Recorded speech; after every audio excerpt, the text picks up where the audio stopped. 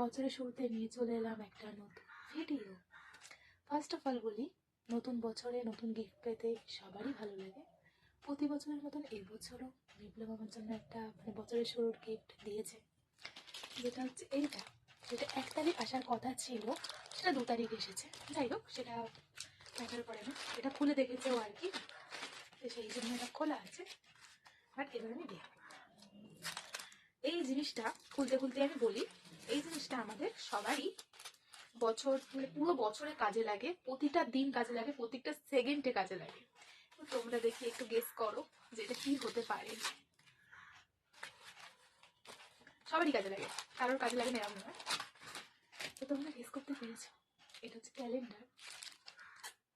Finally যেটা আমিও first time দেখছি, মানে মানে এসেছে অনলাইনে, তো আমি চোখেই তোমাদের সামনে খুললাম জিনিসটা।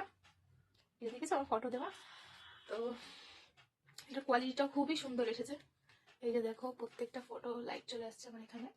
তো এই যে অনেকগুলো, আমি তাও মানে ব্যাক করে তোমাদের দেখাচ্ছি মানে কেমন এসেছে, কি এসেছে। তো ডিসেম্বর মাস অব্দি আছে, এই যে দেখে নাও। আর যেটা কথা, নতুন ক্যালেন্ডার চলে এসেছে, খুবই খুশি হয়ে গেছি আমি, কারণ নতুন জিনিস পেলে সবারই খুশি হয়। তেমনি একটা দুঃখ আছে আমার, যেটা হচ্ছে এই যে 2025 সালে এটা আমাকে বিপ্লব দিয়েছিল ক্যালেন্ডার, যেটা আগের বছর তোমরা দেখেছিলে অনেক কেউ, ঠিক আছে। এইটাকে আমাকে এখন বাদ করে দিতে হয়, মানে এইটা আমি টেবিলের মধ্যে রাখতাম, এটা রাখতে পারবো না, কারণ 2025 তার আমাদের কাছে ফিরে আসবে না, আর ওটা পাস্ট হয়ে গেছে। 2025 আর কখন ফিরে আসবে না, ঠিক আছে। স্মৃতি থাকবে, মেমোরিজ এগুলো থাকবে।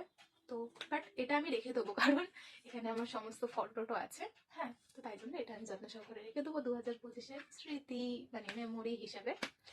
তো ক্যালেন্ডারটা কেমন লাগলো অবশ্যই জানিও কমেন্টে। জানি কেউ কমেন্ট করে না, তাও বললাম। তো চলো, বাই আর হ্যাপি নিউ ইয়ার 2026।